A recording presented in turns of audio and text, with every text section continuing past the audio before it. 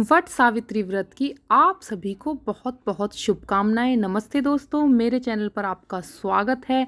आज के वीडियो में हम जानेंगे वट सावित्री व्रत की बहुत ही सरल विधि और साथ ही यदि वट का वृक्ष ना मिले तो हम घर पर ही उसकी टहनी लाकर पूजा कैसे करेंगे और घर पर अगर टहनी ला रहे हैं तो परिक्रमा किस तरह से करेंगे, सब कुछ जानेंगे आज हम इस वीडियो में। तो चलिए वीडियो शुरू करते हैं। तो व्रत वाले दिन सुबह सुबह स्नान आदि करने के बाद हम वट के पेड़ की पूजा करेंगे, यानी कि वट वृक्ष बरगद के पेड़ की पूजा करेंगे। अपने आसपास आप देखिएगा जो वट वृक्ष बहुत पुराना हो या 10 साल तो कम से कम पुराना हो, उसकी पूजा हमें करनी है। अगर ना मिले मजबूरी में तो फिर जो वट वृक्ष आपको मिले आप उसकी पूजा कर सकते हैं। यहाँ मैं बहुत छोटे से वट वृक्ष की पूजा करके दिखा रही हूँ क्योंकि फिलहाल आसपास था नहीं वट वृक्ष और आपको दिखाने के लिए मैं ये कर रही हूँ। तो पूजा करने के लिए सबसे पहले जो ये पत्ता है ये मैं अपने सर में लगा रही हूँ क्योंकि माना जाता है कि माता सावित्री ने सबसे पहले इस व्रत को और पूजा को किया था और इन पत्तों से अपना श्रृंगार किया था। उसके पश्चात हम जल चढ़ा देंगे। किसी भी देव वृक्ष की पूजा करने में सबसे पहले हम जल सींचते हैं। अब वृक्ष को जल सींचने के बाद मैं यहाँ पर माता सावित्री की एक प्रतिमा बना रही हूँ। भाव स्वरूप में आप कैसी भी प्रतिमा बना सकते हैं, जैसे कि मुंह बना लिया है, हाथ और पैर बना लिए हैं, भाव रूप में ही आप बनाएंगे। अगर आप नहीं भी बना सकते हैं तो आप बिंदिया भी रख सकते हैं। यहाँ मैं हल्दी से बना रही हूँ। कई जगह पर एपन से बनाया जाता है। एपन चावल के आटे का घोल होता है जिसमें हल्दी मिली हुई होती है। तो अगर आपके यहाँ एपन से बनाया जाता है तो आप एपन से ये बनाएं। सत्यवान सावित्री जी को मैंने वृक्ष पर ही अंकित कर दिया है और यहाँ पर मैंने छोटे छोटे 2 कंकड़ लिए हैं पेड़ के नीचे से ही। इन्हें माता पार्वती जी और गणेश जी का स्वरूप मानकर मैंने इनका तिलक कर दिया है। आप चाहें तो यहीं पर मिट्टी के भी गणेश और पार्वती जी बना सकते हैं। उसके बाद देखिए हम छाप लगाएंगे। छाप लगाना या थापे देना एपन से देते हैं कुछ लोग और मैं यहाँ पर हल्दी से देकर दिखा रही हूँ। 5 या 7 जगह पर हम इस वृक्ष की जड़ में छापा लगाएंगे। छाप लगाने को तिलक का ही एक स्वरूप माना जाता है और उसके बाद हम जलाएंगे दिया। देखिए यहाँ पर मैं आपको रुई का दिया जलाकर दिखा रही हूँ, पर क्योंकि उस दिन अमावस्या भी है, सोमवती अमावस्या के दिन कपास या रुई की बाती नहीं लगाते हैं, तो आप रुई की बाती ना लगाकर कलाई की या कच्चे सूत की बाती लगाएं। और उसके बाद हम सुनेंगे कहानी सुनने के लिए हम हाथों में चने लेंगे। जो चने हमने रात को भिगो कर रखे थे, भीगे हुए चने से ही हम कहानी सुनेंगे। कहानी का वीडियो मैं आगे डाल दूंगी। और कहानी सुनने के बाद ये चने हम वृक्ष की जड़ में समर्पित कर देंगे और उसके बाद हम भोग लगाएंगे। भोग में भी चने का भोग लगाना अनिवार्य होता है। पुए का यहाँ मैंने भोग लगाया है। आटे से बनी हुई मिठाई लेकर जाते हैं। माता पार्वती जी को, गणेश जी को भोग लगाया है। सत्यवान सावित्री जी को भी मैंने भोग लगाया है। आप चाहें तो मीठे पुए ना ले जाएं तो आप बताशे भी ले सकते हैं, परंतु ज़्यादातर जगह पर मीठे पुए या फिर आटे की बनी हुई कोई मिठाई लेकर जाते हैं। तो आप देख लीजिएगा जैसे आपके यहाँ पर रिवाज है। उसके बाद देखिए कई जगह पर 2 पंखे लिए जाते हैं, कई जगह पर 1 पंखा लिया जाता है। तो सबसे पहले पंखे पर भी छापे लगाए जाते हैं एपन के या हल्दी के। तो मैं यहाँ पर आपको 1 पंखा लेकर दिखा रही हूँ। 1 पंखा हम दान के लिए लेते हैं और 1 पंखा हम सावित्री जी को चढ़ाकर अपने घर पर ले जाते हैं, यदि आपने 2 पंखे लिए हैं तो। यहाँ मैंने 1 पंखा सावित्री जी को चढ़ा दिया है और उसके साथ ही माता सावित्री को श्रृंगार अर्पित किया जाता है। ये श्रृंगार मैंने अर्पित कर दिया है। इसमें देखिए आप चाहें तो अपने हस्बैंड के लिए कुछ ना कुछ ज़रूर लें, अगर आप ये सामान अपने घर में रखते हैं तो।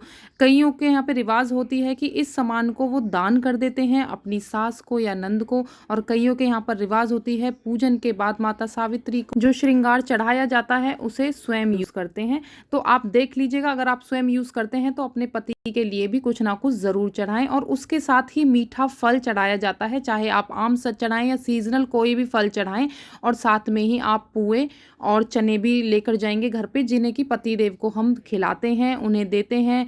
और फिर उसके बाद अंत में हम आरती कर लेंगे। तो देखिए ये जो 2 पंखे हैं, 1 पंखा तो दान किया जाता है और 1 पंखा घर पर ले जाया जाता है जिससे कि हम अपने पति की हवा करते हैं। और 1 पंखा जो दूसरा दान का होता है वो हम यहाँ पर वट वृक्ष की हवा करेंगे और साथ में यहाँ पर हम उसे छोड़ देंगे या आसपास किसी को दान कर देंगे। अब देखिए ये है कच्चा सूत। इस कच्चे सूत को लपेटते हुए हमें परिक्रमा देनी है।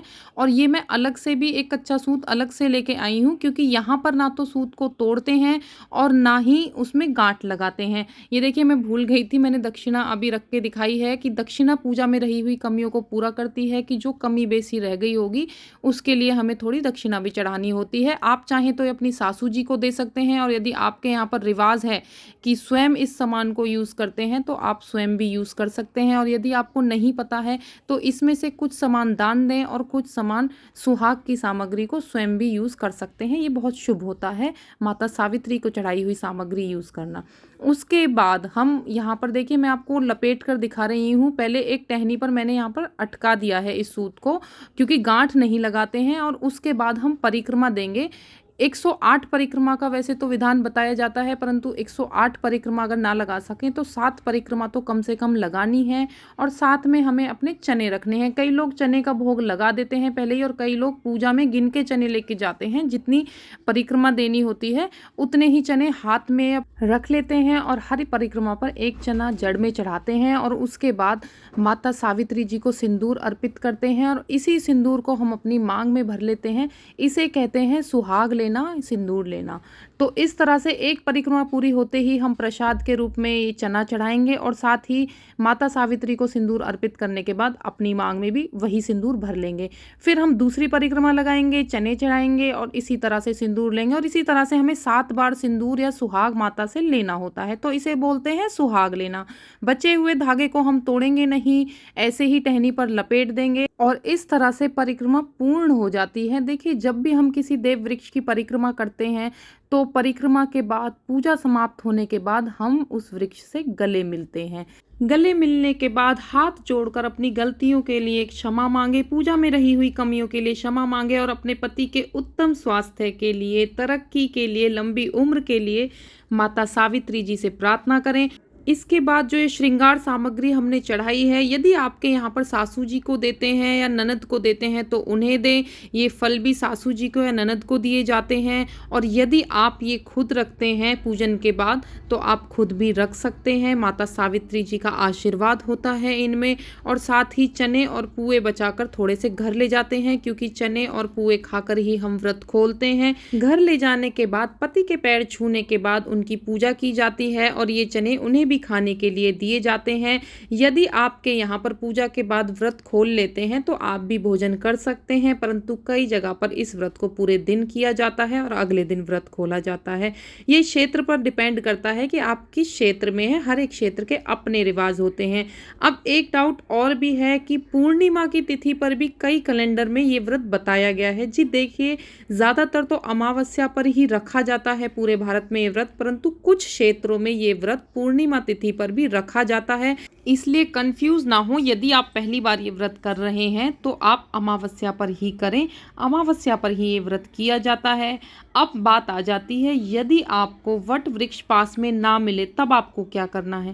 गांव में नहीं रहते हैं आप, कहीं बाहर रहते हैं और वृक्ष बहुत दूर है, आप उतनी जल्दी सुबह पूजा करने नहीं जा पाएंगे। उस परिस्थिति में आपको 1 या 2 दिन पहले ही वट वृक्ष की टहनी, कम से कम इतनी बड़ी टहनी होनी चाहिए, और उस टहनी में कोंपले लगी होनी चाहिए। वट वृक्ष के छोटे छोटे जो फल होते हैं ना, वो लगे होने चाहिए। वृक्ष की पूजा कर रहे हैं तो परिक्रमा बहुत महत्व रखती है वट वृक्ष की पूजा में।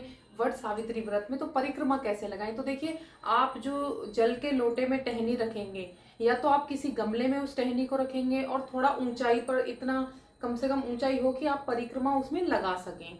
और अगर आप जल के लोटे में रखते हैं, उस परिस्थिति में, या फिर स्पेस की थोड़ी सी कमी है, जगह की थोड़ी कमी है, आप बीच में रख के पूजा नहीं कर सकते हैं, परिक्रमा लगा नहीं सकते हैं, तब क्या करेंगे? तब आप कलावा लेकर उसके चारों ओर लपेट देंगे 5 बार या 7 बार। उसको भी परिक्रमा का स्वरूप मानेंगे, मानसिक परिक्रमा करेंगे और हाथ जोड़ लेंगे। वैसे कोशिश करें, अगर जगह है तो गमले में रखें, या उन टहनियों को ऐसा सजाएं कि वो थोड़ी ऊंची हो जाएं और आप उनमें थोड़ी सी परिक्रमा कर सकें, अगर घर में पूजा कर रहे हैं तो। ये थी वट वृक्ष की पूजा की विधि, वट सावित्री व्रत की कुछ जरूरी बातें। आई होप आपको मेरा ये वीडियो पसंद आया होगा। आने वाला वट सावित्री व्रत आप सबके लिए शुभ हो, आपके परिवार में उन्नति लाए, अच्छा स्वास्थ्य लेकर आए, इसी कामना के साथ नमस्कार। मिलती हूँ अगले वीडियो में फिर किसी नई जानकारी के साथ। राधे राधे।